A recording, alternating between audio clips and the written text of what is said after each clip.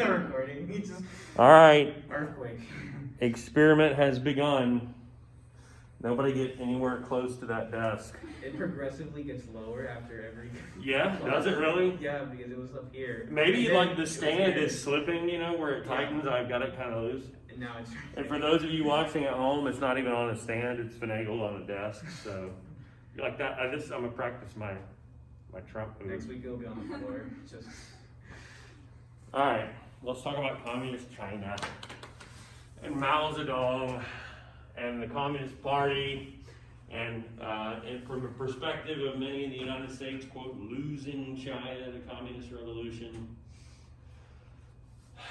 Hopefully by now, with all of the Google Earthing and whatnot, we know where China is, for God's sake, but you know how I am with geography. This is horrible, should have replaced that. This is where China is in East Asia. This map is useful in that it shows you sort of the historical core of China, what they're calling China proper. Call this the population line, and that the vast majority of Chinese live east of that line. It's where a vast majority of the major cities are, most of them being on the coast. But by the Qing dynasty, China has expanded into including Xinjiang all the way through the Taklamakan Desert into the Tian Shan Mountains, the Himalayas, the Karakoram Range, and including the Tibetan Plateau here as well. I should just quit history and teach geography. Longberger's retiring anyway, so that gate will be open. Maybe let me do it. So, the Qing dynasty collapses early 1900s, 1911, amid the pressures of where we left China last, and that's the Western challenge, the imperialist challenge. And it falls into a struggle between more or less warlords, military leaders trying to control the nation, unify the nation, or the former empire, as it were. And it slips into a period of near anarchy that is only briefly overcome through the short and ineffective rule of this pompous-looking individual, Yuan Shikai, whose name is not on there, so you don't need to know it. He attempted to take up the mandate of heaven, more or less, and install a new dynasty, and that ship had sailed, if you will. And that's an apropos metaphor considering, I guess, the Western challenge that had brought, or helped bring all this about. During this time, speaking of the West, China's universities were seeing an influx of Western ideas. Modern science, classical liberalism, democracy, industrialization. All of these are threatening to supplant Confucianism, the intellectual tradition of China for centuries. And this takes hold, as I said, in universities in China's cities, but look, it has very little relevance, those ideas, for the vast majority of Chinese who are, of course, peasants, peasant farmers in rural areas. What we're going to see is that the one Western idea that does eventually strike a chord with China's peasants, Marxism-Leninism. Because that holds out the promise for those landless peasants to have something bigger, a stake in something bigger. But we're not quite there yet. Meanwhile, Japan, taking advantage of the fall of the Qing dynasty and the weakened state of its neighbor China, to invade the East Asian mainland, having already invaded and taken over Korea, to invade Manchuria, northeast of China proper, expand its rule, flex its muscle as an imperialist power, and then after the Great War, after World War I, to even get a German treaty port and some German colonies in the Pacific as a thank you for their joining the Allied war effort in the Great War, Japan. What you see then emerge at the same time in China are twin competing political movements. both of which are temporarily in agreement that they oppose the warlord government of Yuan Shikai. And they are the nationalists and the communists. The nationalists are sort of pro-West, West-West, in that they embrace industrialization, not necessarily tethered to nostalgia of Confucianism and this sort of thing. As we'll see, they're also, though not necessarily drawn to any true sense of democracy, which would ultimately be their undoing, while at the same time you have a competing movement to emerge under the banner of communism, a Chinese Communist Party. So the nationalists are led at first by a man named Sun Yat-sen, who agrees to temporarily, as I said, join forces with the communists with a base of operations in the south of China at Canton, now Guangzhou, as we've talked about in here before, with the assistance of the Soviet Union's Comintern. And they marched north in 1926, reaching the city of Shanghai by 1927, and ousting the warlord government. At that point, Sun Yat-sen dies, and his successor takes over, that gentleman at top right, Chiang Kai-shek. Chiang Kai-shek becomes the leader of the nationalists and makes the fateful decision to turn against the communists once the warlord government had been vanquished, and to try to eliminate them, killing thousands, driving others into hiding. Some of the communists go into hiding among workers in the cities, and others retreated to the countryside and the rural areas to the west and sought to raise a peasant-based revolution. These people rally around the person of Mao Zedong, the son of a prosperous farmer from Hunan province, who believed that the peasants could be the backbone of the revolution. This is, you remember Marx? Karl Marx argued it would be the workers of the world, it would be the vanguard of the revolution. Lenin in Russia decides it can be the workers in the cities and the many peasants. Mao Zedong takes that a step farther and says we can raise a revolution nearly exclusively, or at least initially exclusively, on the backs of the oppressed peasants, who would be enticed to that revolution by the promise of land and the concept of land redistribution. That being said, Chiang Kai-shek's forces are able to consolidate control of much of the east of China, of China proper, by 1928, largely eradicating the urban Communist Party and establishing the Nanjing Republic, and setting about westernizing China while continuing to try to eradicate communism. They forced Mao to abandon his base in southern China beyond the Yangtze River. And Mao embarks upon a year-long march of survival that becomes etched in communist lore as the Long March. A journey of a year of 200 plus miles through mountains and swamps and desert. From here in southeastern China, west, north through the mountains, and all the way above Yan'an to the edge of the Gobi Desert. Everybody marching except Mao gets to ride on that horse, or it looks like a donkey almost.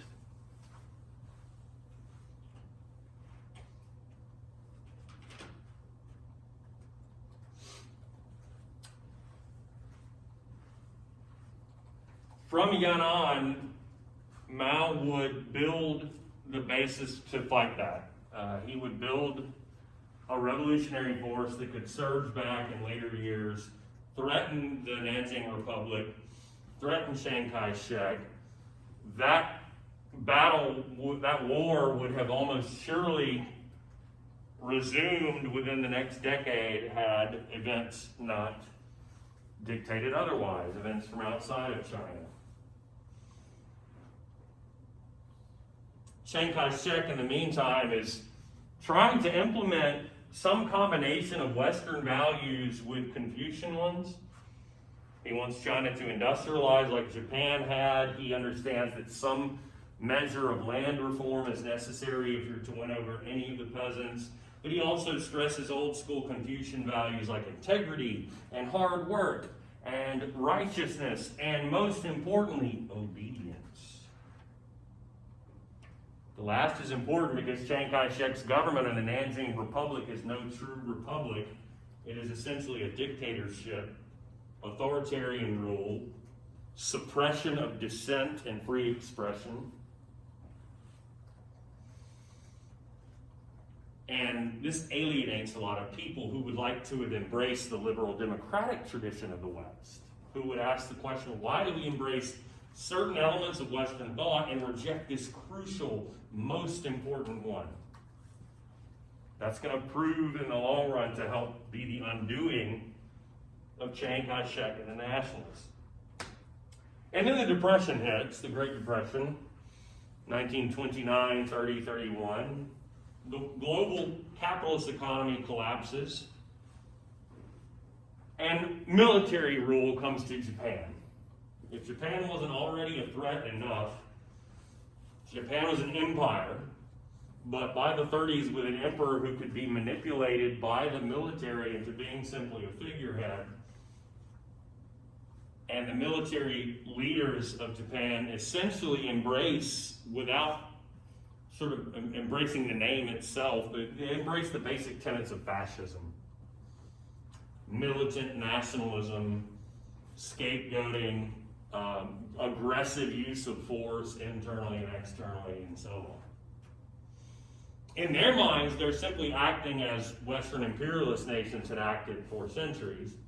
In their minds, they seek about creating a, quote, Asia for Asians, meaning get these Westerners out of here and let us be the dominant power of Asia, since China is declining. And for Japan, if you had a long memory of Japanese history, this would be a little bit of payback, or a flipping of the script, since China had for millennia been the dominant power in East Asia. And now it could be you. In 1931, the Japanese secretly blew up a bridge in Manchuria as a pretext to invade. I alluded to this earlier. They invade Manchuria in the early 1930s, notably committing a number of heinous atrocities along the way against civilians. Reorienting Manchuria as essentially a Japanese colony named Manchukuo. They are condemned by the League of Nations and respond by leaving the League of Nations. Very effective, the League of Nations. Yes, yes. In 1937, they invaded China itself, China proper. This is a threat enough to force Chiang Kai-shek's government into remote western, or sort of central western Sichuan province, and to compel Chiang Kai-shek to enter into a temporary alliance with Mao Zedong to present a united front in defending China from Japanese invasion. So once again, temporarily, the communist and the nationalist will be aligned. Chiang Kai-shek and Mao Zedong agreed to temporarily combine forces. And when World War I begins in earnest 2 years later, when the United States enters the war 2 years after that, 1941, the United States cast its lot in East Asia with Chiang Kai-shek and the nationalists. Didn't want to work directly with the communists, although you were aligned, of course, with the Soviet Union. And you wanted Mao Zedong to have success against the Japanese. But if you're going to work directly with anyone, and you had to pick, it was going to be Chiang. And so under the banner of Lend-Lease, the United States supplies nationalist forces in China with what they need to continue the fight against the occupying Japanese. And the United States and Britain sent military forces to South Asia to try to help the Chinese nationalists and, by proxy, communists dislodge Japan from East Asia and South Asia. Looks like I've gotten ahead of myself. Oops.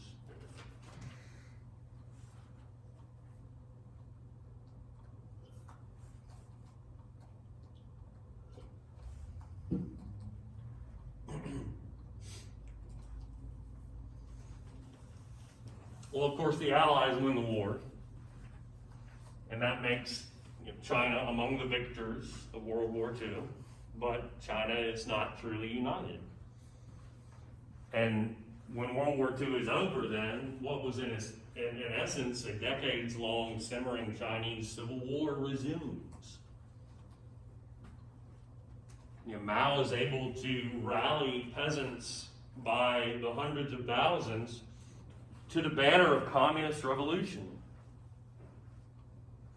While at the same time, Mao is making promises of land redistribution and equality for thousands and thousands of peasants, Chiang Kai-shek's errors come back to bite him. As people in China's urban areas, middle-class people who would have been favorable to liberal democracy, have been alienated by his suppression of dissent and his dictatorial rule.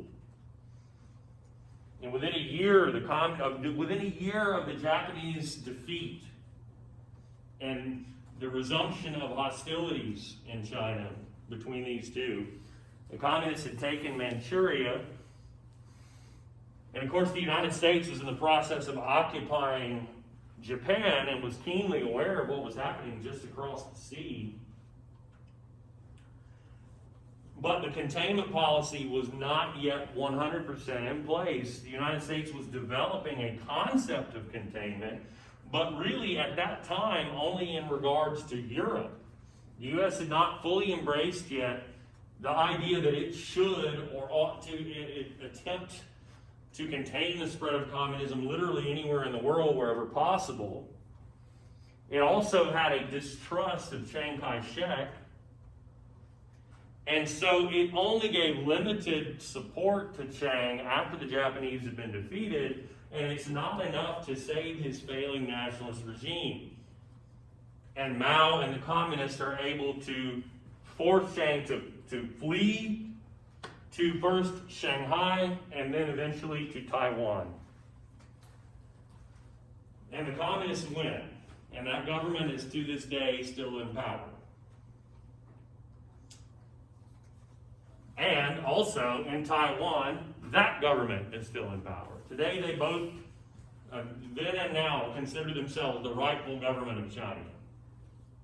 Taiwan is the Republic of China. They're, in their minds, the rightful government that has been unfairly dislodged by the communists. Of course, communist China is officially the People's Republic of China. The United States is shocked by this. It was realizing that its grand alliance with the Soviet Union was collapsing. You're entering into a period of Cold War. You're worried that the Soviet Union is, engaging in this plot of communist world domination and ridding the world of capitalism, and all of a sudden one of the largest countries in the world is communist. The administration of Harry Truman is blamed for, quote, losing China.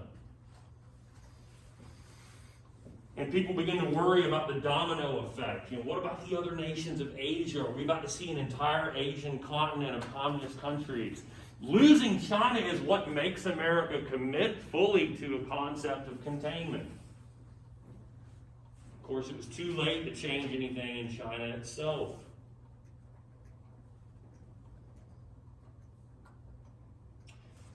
China, though, would become a critical element of the Cold War, but not in the way that it was a satellite state or even an ally of the Soviet Union. We enter into a period in the Cold War where you've got the capitalist world, the communist world, and the other communist world. China never, for any significant length of time, was directly aligned with and in lockstep with the Soviet Union. But it does become a key player in the Cold War, most especially early on because of what happened in Korea, which had, generations before been a tributary state to China, but had been invaded and taken over by the Japanese, who were then defeated. And at the end of World War II, the United States sent troops to the south of Korea while the Soviet Union sent troops into the north. And Korea is divided between a capitalist government and a communist one, similar to what happened in Europe.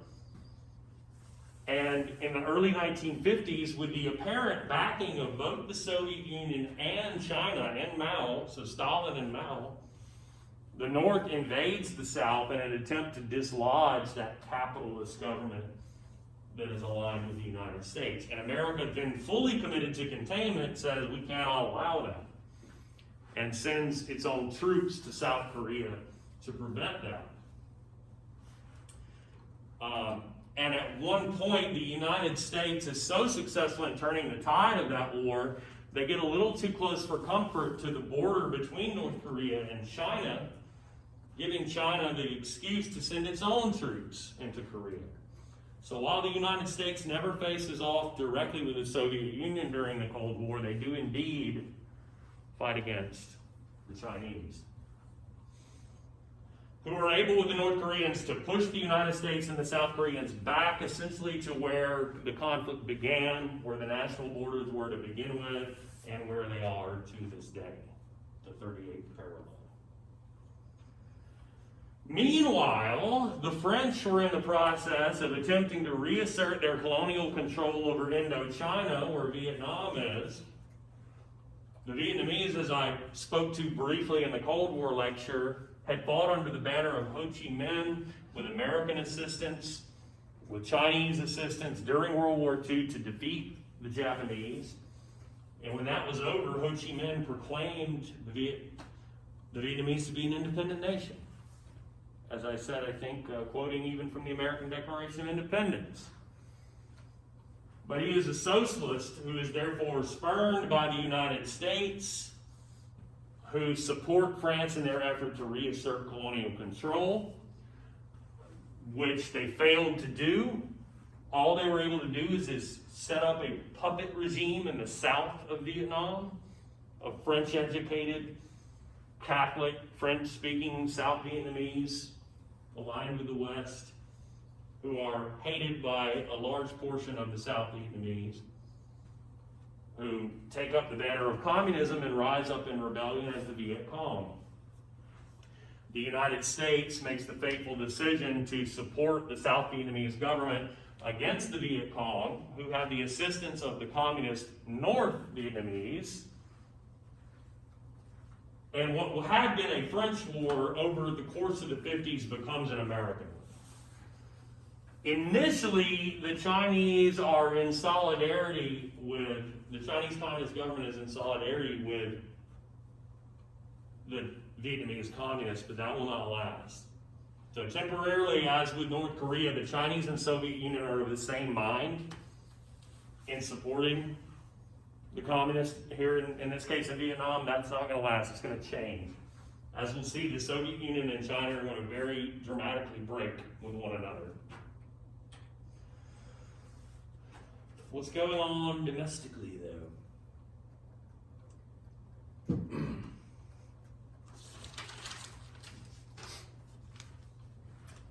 Once in power, and we backtrack back to the early 50s, late 40s, Mao decides that what China needs is a transitional socialism.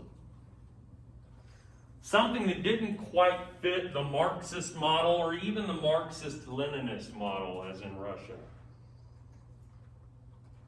Now, Mao understood that similar to Russia, unless you consider the March 1917 revolution to fill this role, that you didn't necessarily need a bourgeois, middle-class, liberal democratic revolution first, that you could sort of transition gradually but directly from the old order to a communist order by, as Lenin had done, combining the idea of a workers' revolution and a peasants' revolution, but to do it slowly, to have sort of stepping stones to socialism.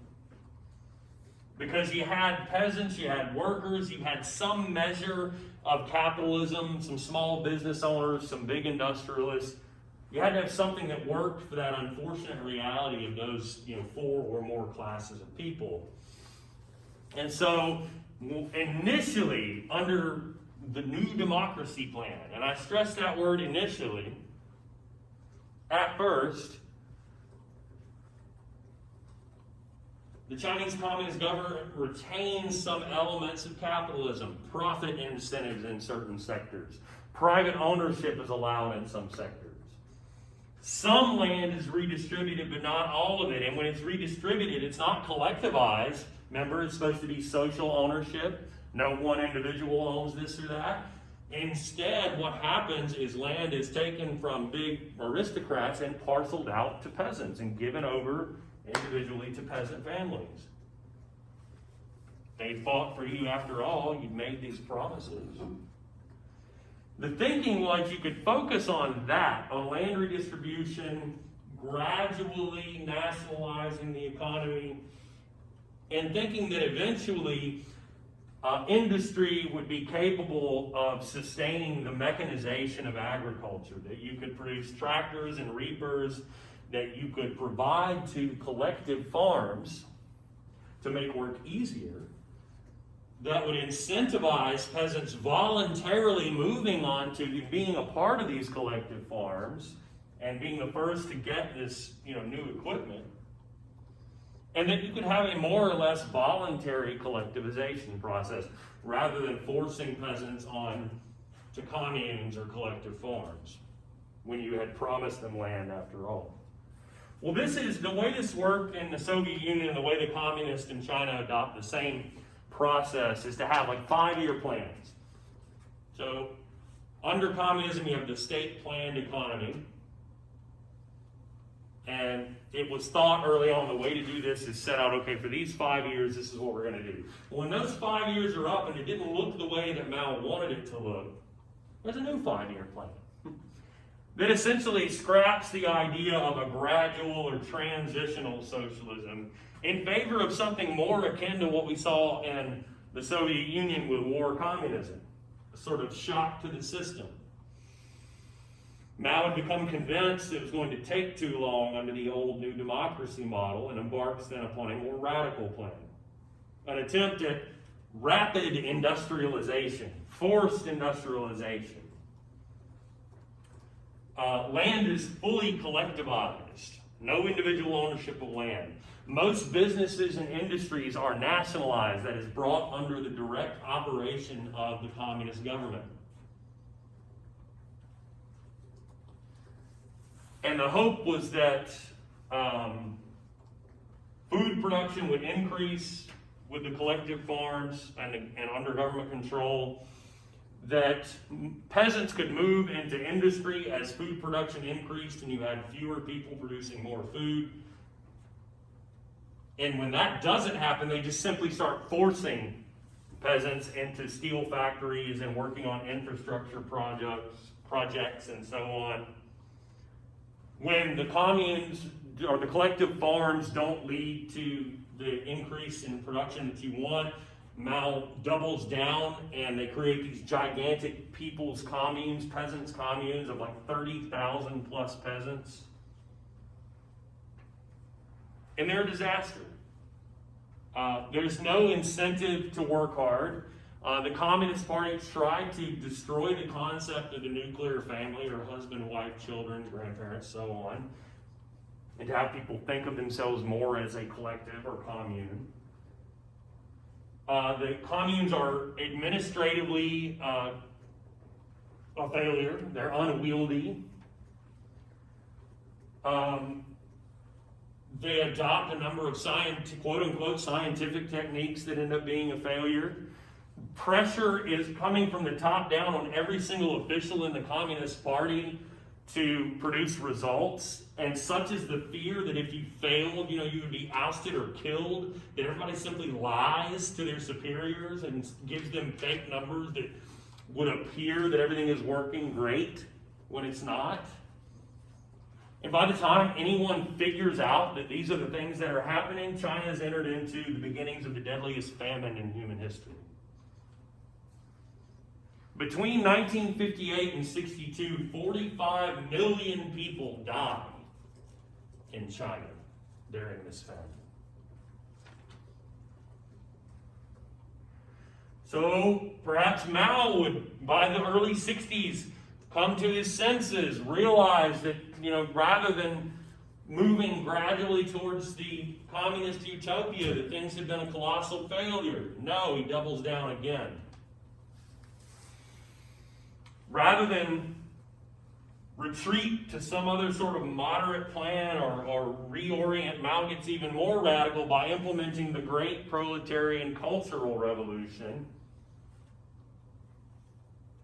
an attempt to essentially turn China into a Stalinist totalitarian regime, at the heart of which would be a cult of personality celebrating Mao himself.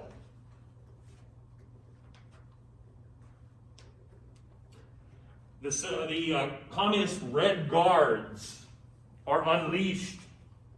State paramilitary forces allowed to rampage through the cities and the countryside, quote, cleansing China of any capitalist ideas and any Confucian ideas. In fact, of any ideas other than Maoist communist ideas. The thinking being, remember, this is similar to, I know it's ideologically polar opposite, but it's similar to fascism in that you're so purely behind your own ideas that if things are going, in this case, about as poorly as they could, it must be someone else's fault. Ergo, it's the fault of the infiltration of China with these other ideas. And you must have in Mao's mind what he would call a continuous revolution. We've got to be vigilant in promoting communism and, on the flip side, ridding China of these other competing ideas. And so the Red Guards, as you'll read about in the documents for the last quiz, can go into people's homes and they find, Buddhist relics or sculptures or anything, literature that identifies as Confucian or capitalist or anything other than, Maoist communists. And they can destroy that, they can murder people, threaten people once they've gained that reputation and not even have to murder people, but operate on their reputation, as it were. And the government goes so far as to even eliminate traditional education in favor of Maoist thought via the Little Red Book, a collection of aphorisms attributable to Mao himself, little statements or short essays on how you should live and how you should think. That's this weird combination of Marxist-Leninist / Maoist and almost even pseudo-Confucian, without calling it that, of course, way of living and thinking that stresses, of course, above all, obedience to the party. Hard work, good behavior, commitment to the cause, and so on. While at the same time, the Red Guards are rampaging throughout China, eliminating any kind of ideological opposition whatsoever. Of course, any intellectuals would be the targets of the Red Guards, along with, even as you'll see in the readings for the quiz, peasants out in the countryside. In Shanghai, this gets to the point of absurdity, and this is just one small example. In Shanghai, they actually decide that at stoplights in the streets, red ought to mean go. Because red is the color of the party, right? It's the color of China. It shouldn't mean stop, for God's sake, right? Exactly. Here's a Little Red Book. Imperialism and all reactionaries. Reactionaries would be anybody opposed to communist rule. They're paper tigers. They're weak. Red Guards executing peasants in the countryside. Look at those soldiers. Look at the fervent belief on their faces. It's born out of fear, you know. If you don't appear to genuinely believe in the teachings of the Red Book and of Mao, you know, you must be a reactionary and need to be dealt with. So it wasn't just a government, it was like a religion. Absolutely, yeah. And remember, this is apropos of China because, you know, Confucianism had bound the Chinese together for millennia, and it had always been a kind of pseudo straddling the line between, you know, political ideology and a guidance to rule and a sort of quasi-religion, but not an institutional one. It's almost the institutionalization of that sort of straddling of the line, right? And this is somewhat similar to Stalinist Soviet Union, too, where they tried to suppress Orthodox Christianity, right? And Judaism and anything else. You know, communists do not support institutionalized religion. Everything has to be dedicated to, you know, the cause of class warfare. And then we get to the 70s, and Mao dies. In 1976, finally, but not before he had extended the hand to the American president, Richard Nixon. Richard Nixon made the fateful decision in the early 1970s to reach out to communist China as a way of isolating the Soviet Union. For by that time, the Soviet Union and the Chinese had split. Yes, they are both communist. But understand, when Stalin died and Nikita Khrushchev takes over in the Soviet Union, a new guard of more moderate leaders of the Soviet Union, they repudiate Stalinism and the excesses of that totalitarian regime and even its foreign policy. They begin to walk back that idea of a cult of personality type totalitarian state. It's not that they cease being, you know, communist Marxists, but they also begin to embrace the possibility, particularly in a post-Vietnam War world, where maybe there could be peaceful coexistence between America and the Soviet Union, or capitalism and communism. This is anathema to Mao, who wants to, as you know, build that Stalinist-type state in China, and have. So when he sees the Soviet Union sort of walking back to moderation, this is one of the things that leads to a split ideologically between communist China and the communist Soviet Union. Never mind that there were a host of other issues in play. In particular, the fact that when America leaves Vietnam and the communists take over, they end up in a border war with the Stalinist-type murderous Khmer Rouge regime in neighboring Cambodia, and China backs the Khmer Rouge in Cambodia. Because it's been said that Mao's own personality plays a lot here, and the Khmer Rouge, like this ruthless fucking regime that murders, you know, tens of thousands of their own people to really make it their way or no way at all. And that's the kind of thing Mao likes, right? So when the Khmer Rouge takes over Cambodia, the Chinese cast their lot with them, figuring, well, the Soviet Union is aligned with communist Vietnam. We want to have our guys down there in South Asia too. This is just one of the things that leads to that Sino-Soviet split. Sino means Chinese. It's a weird etymological thing that's adjectively means the split between the Soviet Union and the Chinese. Sino-Soviet split. So it's ideological. It has these other elements like what was going on in South Asia. They will eventually also clash over issues like the Soviet Union trying to expand into Afghanistan. They don't agree on exactly where their borders are and so on. The United States seeks to exploit that when Richard Nixon reaches out the hand diplomatically to Mao, visits China. He becomes the first sitting American president to visit communist China. It attempts to normalize relations with the Chinese. And then Mao dies, and that process then accelerates. a group of more pragmatic individuals comes to power after Mao is gone.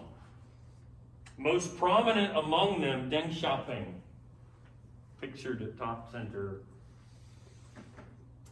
Deng Xiaoping makes the decision to fully do away with any vestiges of the Great Proletarian Cultural Revolution, to allow criticism of the excesses of the Red Guard and of the Maoist regime, similar to what happens post-Stalin in the Soviet Union, only, nearly 20 years later.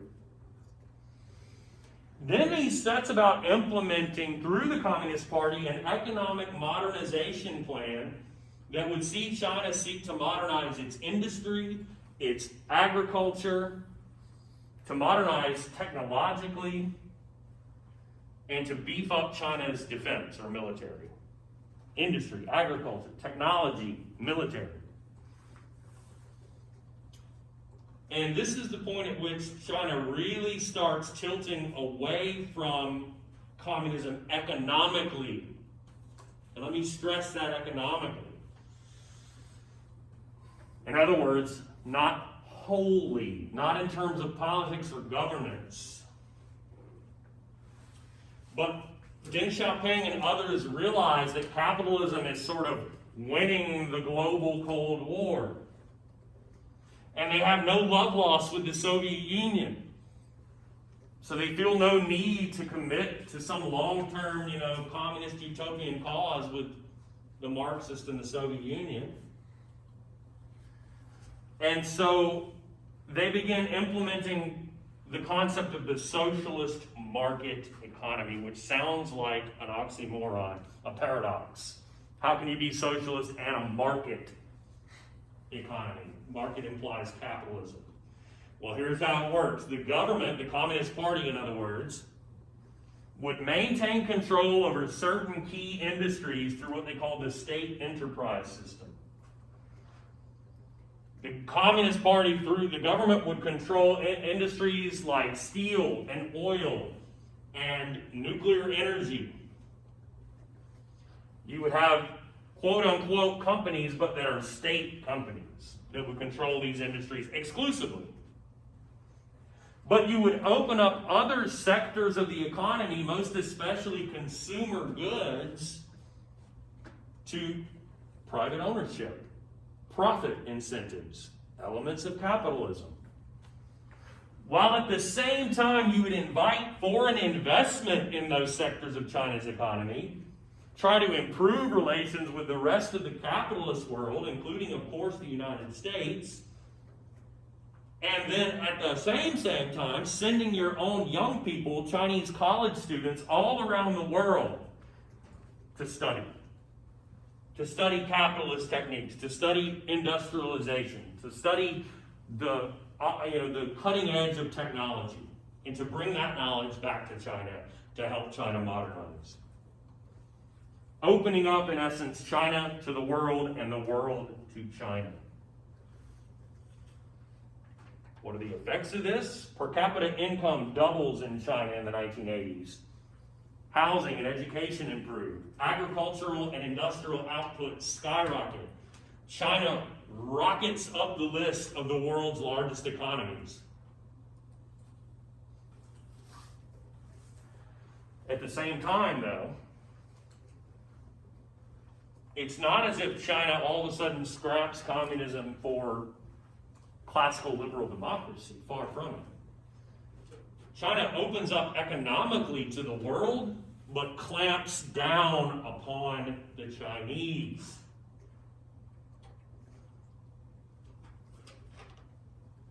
The Communist Party may embrace capitalism and China's place in the world as an economic capitalist power, or a pseudo-capitalist economic power, but it doubles down on its own control of China itself.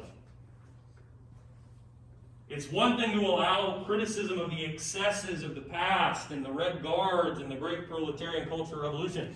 It is another thing to allow any kind of criticism of the Communist Party, any kind of criticism of the current regime, any kind of criticism of communist rule at all, any suggestion that China should become democratic.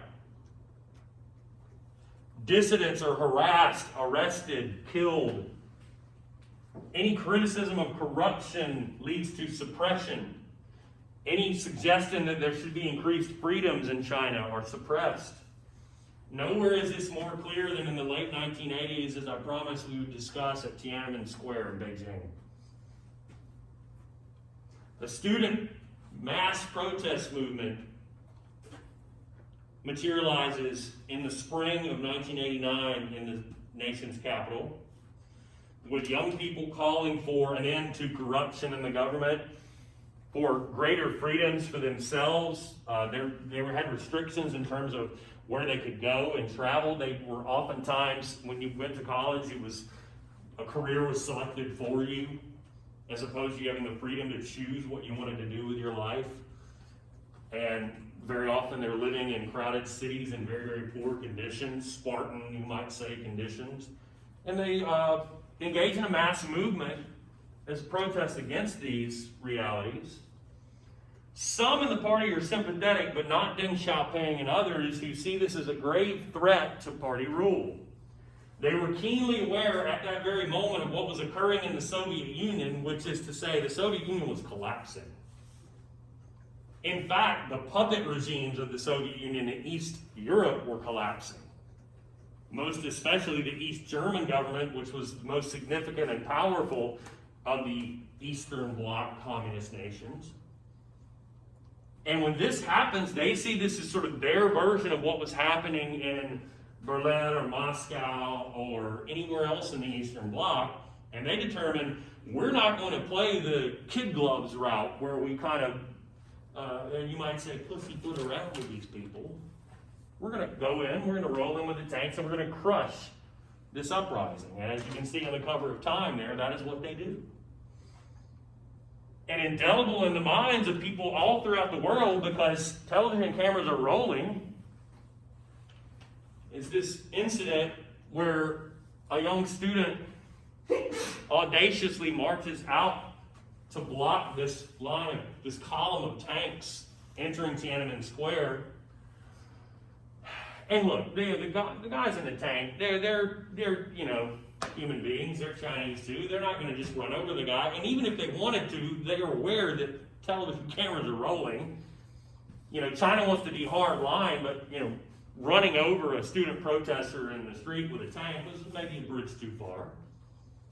So the tank would try to go around, and this guy just kind of sidesteps to get in front of it, and then he sidesteps over here. He won't let it around. It's this little song and dance.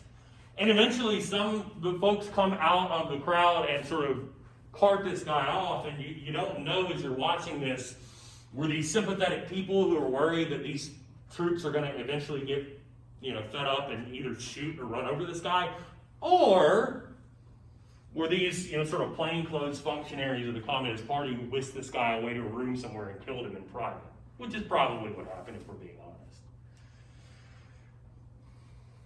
It just becomes a visible and profound symbol of the determination of the communist government in China to not end up like what was happening with the communist regimes in Europe and in Russia. And within 2 years, all of those regimes are gone, including the communist regime in the Soviet Union. But to this day, the Communist Party remains in power in China.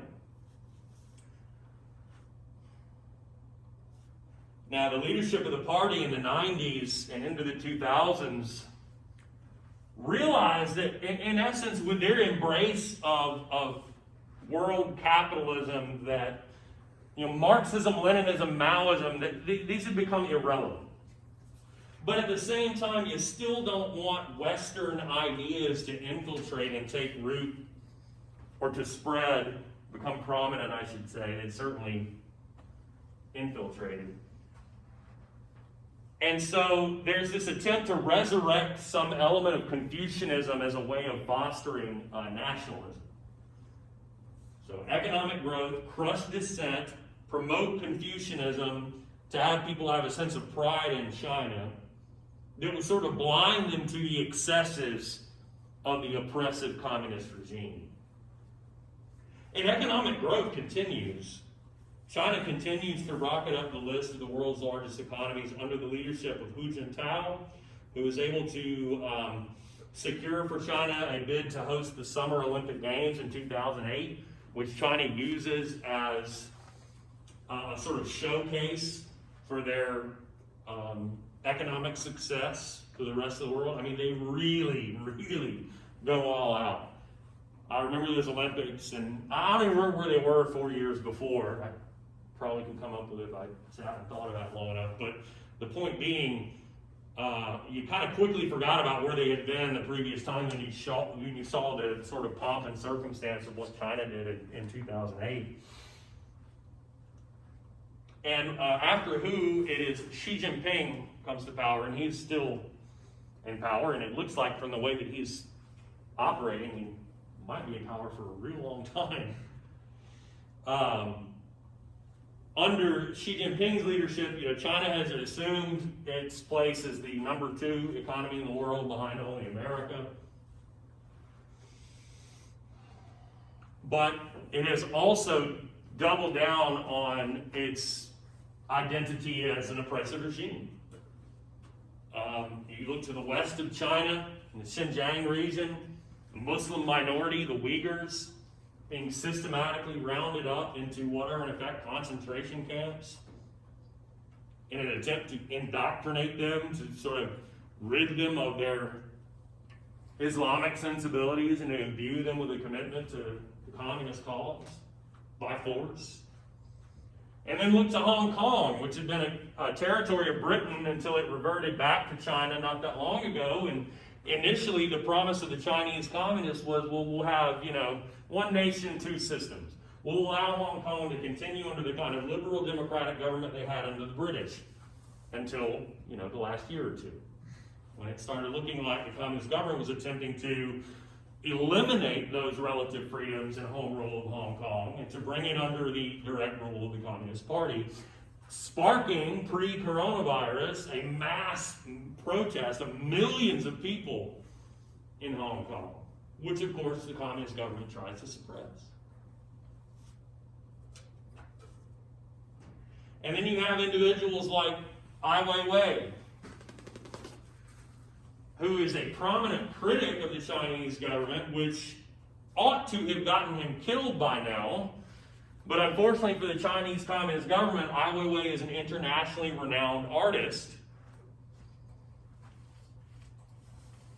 sculptor, architect, one of the ones, in fact, who worked on this massive, incredible stadium for the Olympics, until he was persona non grata. But internationally renowned enough that if China keeps him in prison for too long, this gets the world's attention. They cannot get rid of this guy. He's the thorn in the side of the communist government in China. There would be an international outcry if they did what they wanted with this man. And occasionally, if he's too loud in his criticism, like when there's an earthquake in southern China, and you had a bunch of kids living in shitty barracks that were built with no building code, and the buildings collapse and a bunch of kids die, and Ai Weiwei points out that this is the government's fault. They throw him in prison for a while, but people get up in arms about it and they eventually let him out. He sort of straddles the line there because of his international prominence, and I think it probably is most instructive to say, if he were not one of the world's most highly renowned artists, he'd be dead a long time ago. And that kind of leads us to the upshot here, that China has become, again, the world's second largest economy, an economic superpower. Some project that it will pass America in terms of economic macro indicators. It has become the dominant force of East Asia, countered only by American allies like Japan and India. And the Communist Party ain't going anywhere in China. Even though it does face these swellings of uprising as in Hong Kong, but Hong Kong is something apart from the mainland, as you know.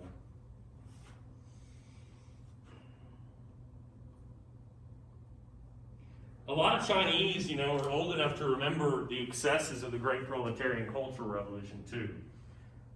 And so if we're not talking about Hong Kong, a lot of Chinese just sort of accept that the rule of the party is what it is, and it's probably best for them to not ask questions or make any kind of challenges.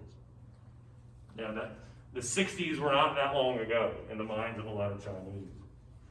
Two, maybe a lot of them are given over to or receptive to the communist government's resurgence or attempt to bring back Confucian ideas, particularly nationalism. Or to foster, I should say, nationalism. And then finally, the Communist Party does bring back a sort of twist on the civil service examination system. There's essentially a uniform college entrance exam now in China that young people, spend their young lives being educated to try to do well on these exams, as you had on the old civil service exam. And when they study for these exams to try to get the best jobs,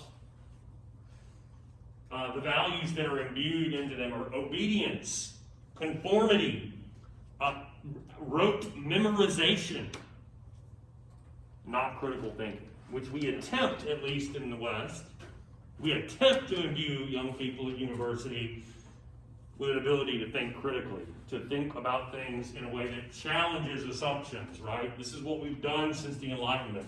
Not so in China, because that might lead you to challenge the rule of the communist government. So this is an element of bringing back the old Confucian way, but in a way that supports the dominance of the Communist Party. You want to look at a manifestation of the rise of China economically. Look at the skylines of some of these cities. Some of the most impressive skyscrapers on the planet. The only other place I can think of that has anything close would be in the Middle East, in places like Dubai.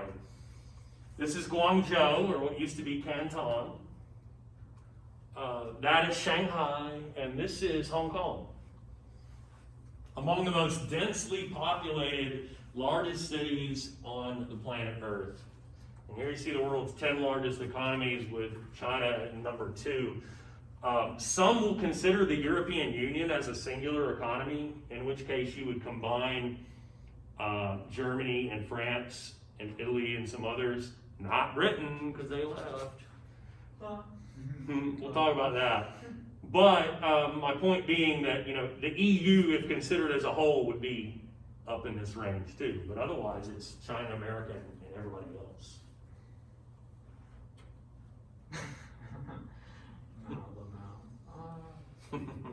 I love that for some reason. I don't know why. Reminds me of like 2012 or 2013. Right.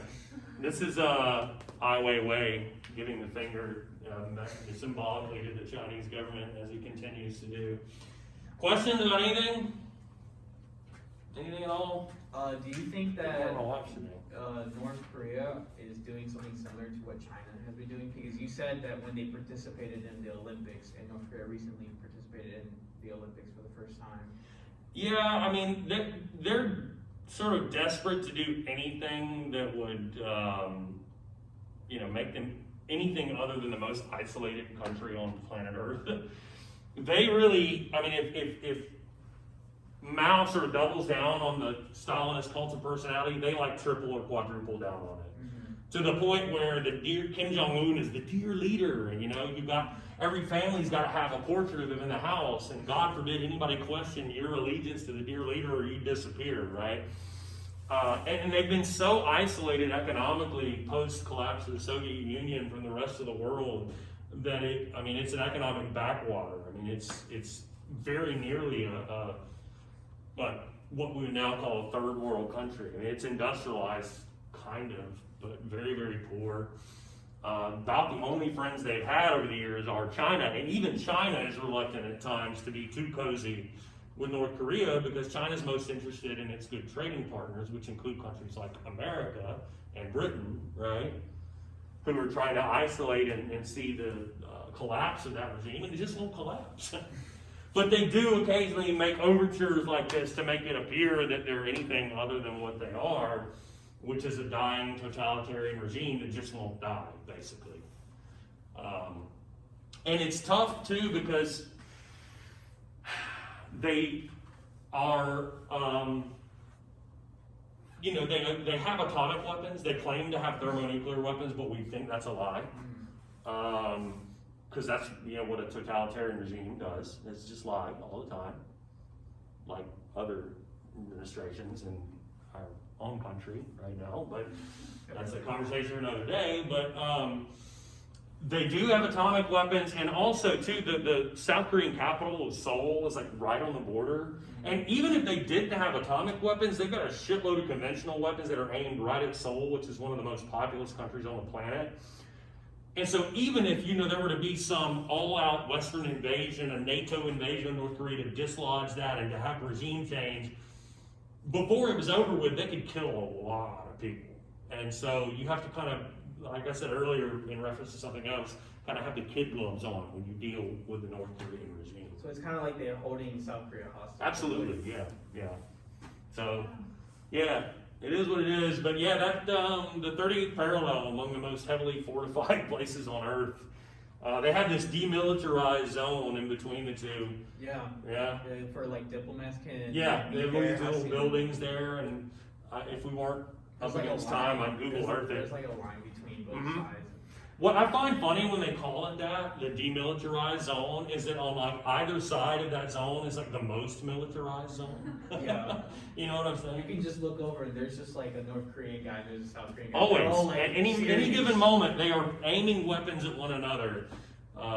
Even right this second. So it's like we're talking about with Kashmir, only worse, I think. But yeah, that is what it is. And technically the war, the NATO American-led war in Korea, there never actually was a treaty signed, only an armistice.